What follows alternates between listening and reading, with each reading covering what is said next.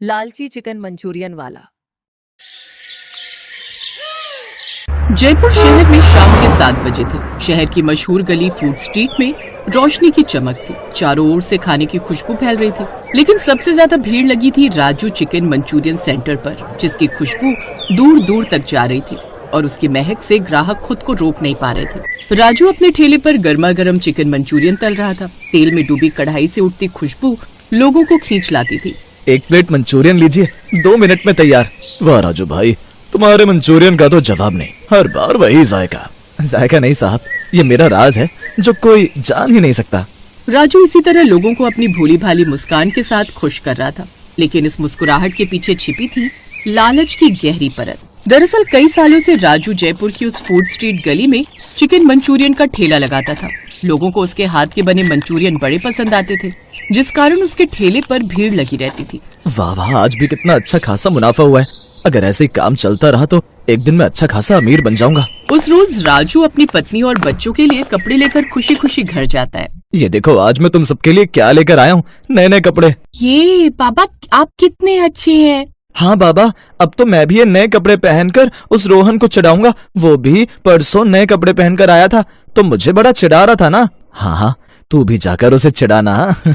जाओ बाहर खेलो। दोनों बच्चे बाहर खेलने चले जाते हैं। मीना, ये तुम्हारे लिए भी साड़ी लाया हूँ, एकदम भारी काम किया हुआ है इस पर। ये तुम ठीक नहीं कर रहे राजू। भला बासी चिकन खाकर लोगों की तबीयत ही खराब होगी और कुछ नहीं। मैं तुम्हें रोज समझाती हूँ, थोड़ा साफ सुथरा काम किया करो। बासी चिकन मत इस्तेमाल किया करो, किसी का पेट खराब हो गया तो। अरे मीना, तू तो फालतू डरती है। ये लोग स्वाद के पीछे पागल हैं। किसी को पता भी नहीं चलेगा कि चिकन बासी है। नया चिकन लाने में खर्चा बढ़ेगा। पैसे ही सब कुछ नहीं होते राजू। लोग तुम पर विश्वास करके तुम्हारे ठेले पर चिकन मंचूरियन खाने आते हैं, लेकिन इसका मतलब ये नहीं कि तुम उन्हें बेकार की चीजें खिलाओ। राजू ने झुंझला कर कहा। अरे चुप कर, तू क्या जाने बिजनेस कैसे चलता है। अगर मैं हर चीज ताजी रखूं तो मुनाफा कहाँ से आएगा। और हेर फेर तो हर कोई करता है, और सस्ता चिकन खरीद लिया तो क्या हुआ। अब देख तो जब से काम शुरू किया है कितनी कमाई होने लगी है। बच्चे भी देख कितने खुश हैं। ये सुनकर मीना चुप हो गई, मगर उसके चेहरे पर चिंता साफ दिख रही थी। कुछ समय बाद राजू ने अपने ठेले के बगल में एक और ठेला लगा दिया, जिस पर एक लड़का रख दिया।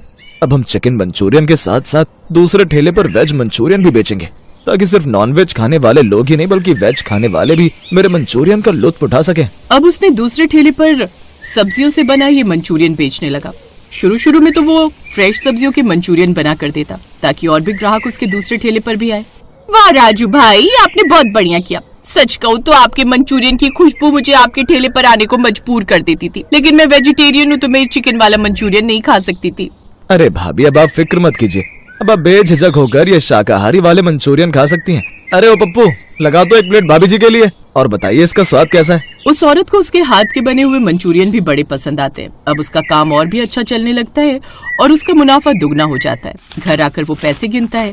ये 500 और अब गए पूरे 7000। देख रही हो मीना, जहाँ पहले शुरुआत में तुम्हारा पति महीने भर जितना एक ठेले से कमाता था, उतना अब एक दिन में कमा रहा हूँ। ऐसे ही दिन बीते। एक रोज गांव के पंडित जी उसके ठेले पर आए। बेटा राजू, आज पंडिताइन अपने मायके गई है और घर में कुछ मेहमान भी आ गए हैं। अब तो तू जानता है मुझे खाना बनाना आता नहीं। सुना है तेरे यहाँ की वेज मंचूरियन भी बड़े टेस्टी होते हैं। एक काम करो, आज 5 प्लेट वेज मंचूरियन बनाकर मेरे घर भिजवा दो। हाँ हाँ, फिक्र मत कीजिए, मैं अभी भिजवा देता हूँ। पंडित पैसे देकर वहाँ से चला जाता है। उसके जाने के कुछ देर बाद राजू ने पप्पू से कहा, सुन, सब्जियों की कीमत बहुत बढ़ गई है।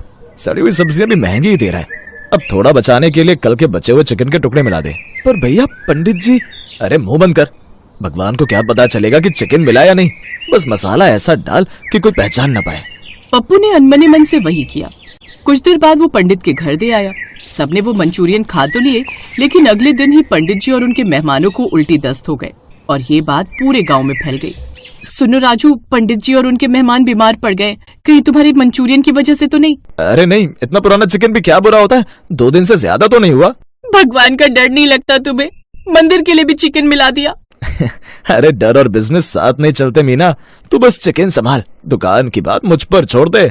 लेकिन अब वो ऐसा ही करता। लोगों को सड़ी गली सब्जियों और बासी चिकन की मंचूरियन बनाकर बेचने लगा। लेकिन कहते हैं ना कि पाप का घड़ा जल्दी ही भर जाता है। उसके मंचूरियन खाकर अब लोग बीमार रहने लगे और ये बात फूड इंस्पेक्टर तक पहुंचते ही शहर में फूड इंस्पेक्टर संदीप का निरीक्षण शुरू हुआ।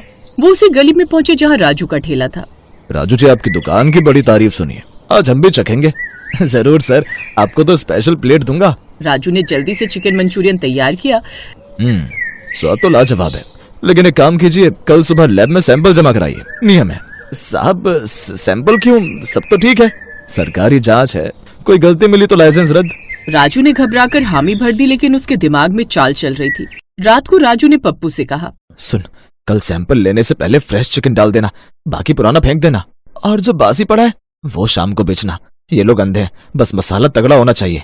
लेकिन मीना ने दरवाजे से सब सुन लिया। राजू, अब भी समय है, मत कर ऐसा, वरना ऊपर वाला सजा देगा। बस बहुत हुआ मीना, तू मेरे काम में दखल मत दे, मैं जो कर रहा हूँ अपने परिवार के लिए कर रहा हूँ। कौन सा परिवार जो दूसरों के पेट के दर्द पर पले? गुस्से में राजू ने दरवाजा पटक दिया।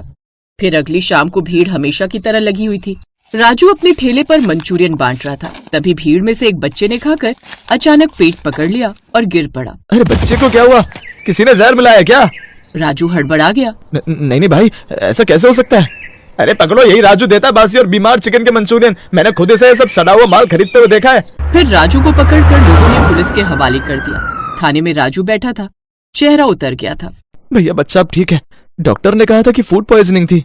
राजू ने राहत की सांस ली, लेकिन अपराध बोध ने उसे झकझोर दिया। राजू, देखा न लालच का नतीजा क्या हुआ? राजू की आंखों से आंसू निकल पड़े। मीना, मैंने सच में सब गलत किया, बस पैसे के पीछे भागता गया, न भगवान देखा न इंसान। अभी भी देर नहीं हुई, सच्चाई से नया सफर शुरू करो। हाँ मीना, अब वही करूंगा। इधर फूड इंस्पेक्टर संदीप ने जांच के बाद कहा, राजू, तुम्हारा लाइसेंस 6 महीने के लिए रद्द किया जाता है, लेकिन क्योंकि बच्चे को बड़ा नुकसान नहीं हुआ, हम तुम्हें चेतावनी देकर छोड़ रहे हैं। धन्यवाद सर, अब दोबारा गलती नहीं करूंगा।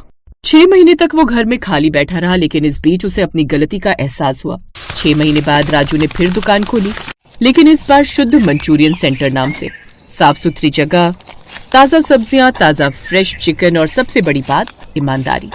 लालच चाहे छोटा हो या बड़ा, अंत में मनुष्य को नीचे ही गिराता है। ईमानदारी और सच्चाई ही वो मसाले हैं जो जिंदगी को असली स्वाद देते हैं।